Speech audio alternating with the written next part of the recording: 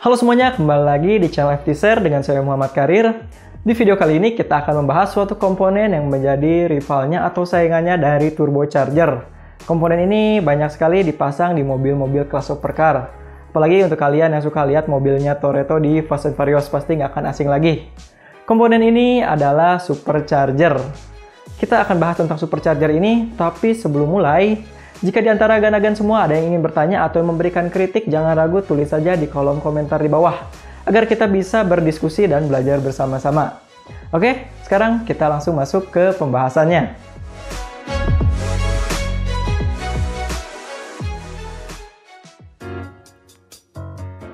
Supercharger merupakan suatu teknologi force induction yang telah ditemukan sejak tahun 1848 oleh Jones. Jadi supercharger ini ditemukan sebelum adanya turbocharger, di mana alat ini berfungsi untuk meningkatkan kapasitas udara, density udara pada mesin pembakaran dalam, dengan tujuan memberikan lebih banyak oksigen agar mesin dapat mengolah lebih banyak bahan bakar dengan lebih efisien. Dan tentunya hal tersebut memberikan power yang lebih besar dibandingkan dengan mesin standar yang tidak menggunakan sistem force induction. Di pasaran terdapat beberapa jenis supercharger. Yang pertama adalah root supercharger, yang kedua adalah Limsom twin screw supercharger. Dua supercharger ini yang paling banyak digunakan di pasaran dan paling banyak beredar di pasaran, sebelum datangnya tipe yang terakhir, yaitu tipe centrifugal supercharger. Lanjut, sebelum ada centrifugal supercharger, ada tipe yang ketiga, yaitu sliding fan supercharger. Yang keempat, scroll type supercharger, dan yang kelima yang paling baru adalah centrifugal supercharger yang tadi sempat kita singgung di awal. Supercharger ini bentuknya persis dengan turbocharger, namun yang membedakan adalah sistem kerjanya. Jadi di sini kita tahu bahwa ada banyak jenis supercharger.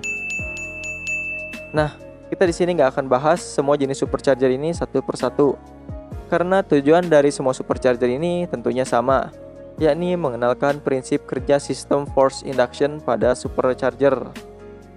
Oleh karena itu, kita akan gunakan jenis supercharger yang paling banyak beredar di pasaran, yakni tipe Limsom twin screw supercharger, yang menggunakan sistem drat untuk menghasilkan tekanan negatif. Sekarang kita langsung masuk aja ke cara kerja dari supercharger ini. Yang pertama, supercharger mulai bekerja saat mesin dihidupkan, karena saat mesin hidup, crankshaft akan berputar. Putaran inilah yang dimanfaatkan oleh supercharger. Dengan menghubungkan puli pada crankshaft secara langsung, maka putaran tersebut dapat disalurkan menuju drive pulley yang berada di bagian unit supercharger melalui sebuah belt yang disebut serpentine belt. Lalu putaran pada drive pulley tersebut disalurkan lagi menuju sepasang rotor yang merupakan komponen utama dari supercharger melalui sebuah shaft. Namun, sebelum energi sampai ke rotor, di sini kita akan menemukan sepasang gear yang biasa disebut sebagai passing gear. Gear ini berfungsi untuk memutar kedua rotor dengan lebih presisi agar tidak ada gesekan di kedua rotor tersebut. Alasannya, karena jika energi putaran langsung disalurkan ke rotor, maka rotor akan saling bergesekan dengan bidang yang besar sepanjang unit rotornya sendiri, yang artinya gaya gesek yang dihasilkan akan lebih besar juga. Hal ini tentunya menyebabkan beban yang lebih besar terhadap mesin dan juga keausan atau erosi pada kedua rotor tersebut, karena pada bagian rotor ini tidak ada pelumasan. Untuk menanggulangi hal ini, dibuatlah ruangan khusus berisi pelumas dan sepasang gear yang terhubung ke masing-masing rotor untuk menghindari terjadinya gesekan pada kedua rotor tersebut.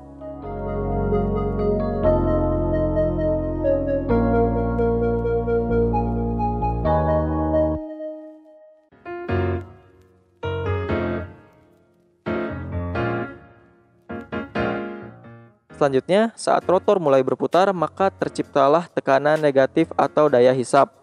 Lalu, pada saat kita menginjak pedal gas dan mulai meningkatkan kecepatan mesin, maka tekanan negatif akan semakin besar.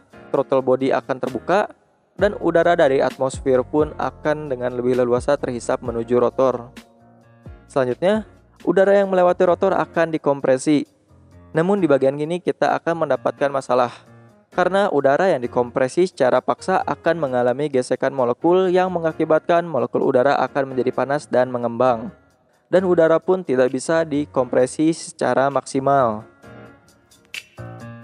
Untuk menanggulangi hal ini, disematkanlah radiator khusus atau yang biasa disebut sebagai CAC, Charger Air Cooler, antara intake manifold dan unit supercharger.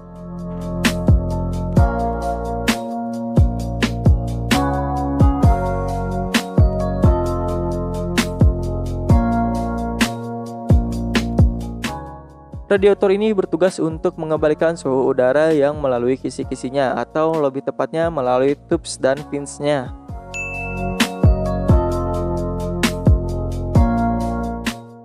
Molekul udara yang melalui kisi-kisi ini secara otomatis akan mengecil dan menjadi lebih padat kembali.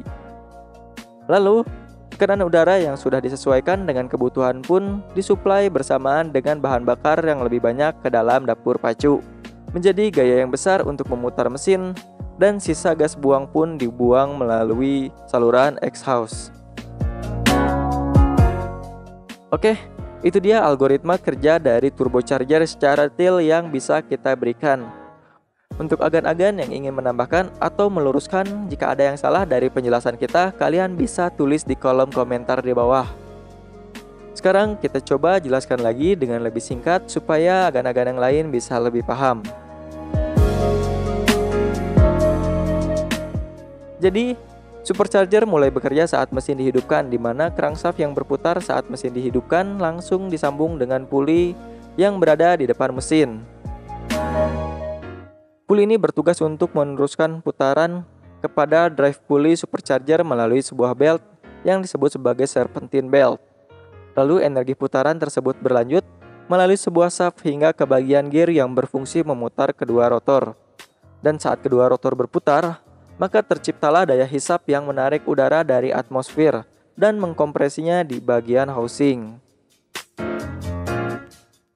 Lanjut, udara yang mengembang dan memanas karena mengalami tekanan atau dikompresi didinginkan kembali menggunakan radiator charged air cooler.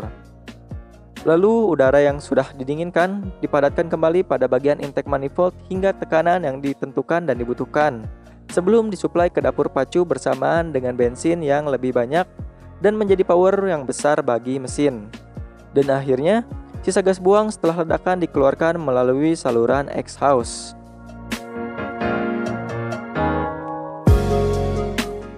Kurang lebih seperti itulah sistem kerja dari supercharger. Tapi tidak hanya sampai di sana, jika pengaplikasian supercharger dilakukan pada mesin standar, maka diperlukan juga penyesuaian mesin. Sama halnya dengan pengaplikasian turbocharger, mulai dari penyesuaian kompresi terhadap bus dari force induction yang dihasilkan dan juga kebutuhan kompresi ideal pada bahan bakar yang akan digunakan nantinya. Lalu pengaturan timing ledakan dan banyaknya suplai bahan bakar juga harus disesuaikan. Serta yang terakhir penggantian beberapa moving part dengan yang lebih kuat seperti piston, rod piston, dan lain-lainnya untuk menghandle peningkatan daya. Hal ini bertujuan agar durabilitas mesin tetap bisa mengimbangi peningkatan daya pada mesin. Nah, itulah penjelasan yang bisa kita berikan mengenai supercharger. Terutama yang kita terangkan ini adalah model Limsom Twin Screw Supercharger. Oke, itu dia pembahasan yang bisa kita berikan mengenai supercharger ini. Terutama yang kita gunakan di sini adalah sampel Limsom Twin Screw Supercharger. Jadi kalau kalian suka dengan video ini, jangan lupa tekan tombol like dan share video ini, dan juga tekan tombol subscribe dan loncengnya supaya kalian gak ketinggalan notifikasi setiap kita upload video baru. Dan tentunya hal tersebut membantu channel ini untuk berkembang ke arah yang lebih baik dan memberikan informasi yang lebih berkualitas lagi ke depannya. Saya Muhammad Karir undur diri, see you in the next video and thanks for watching.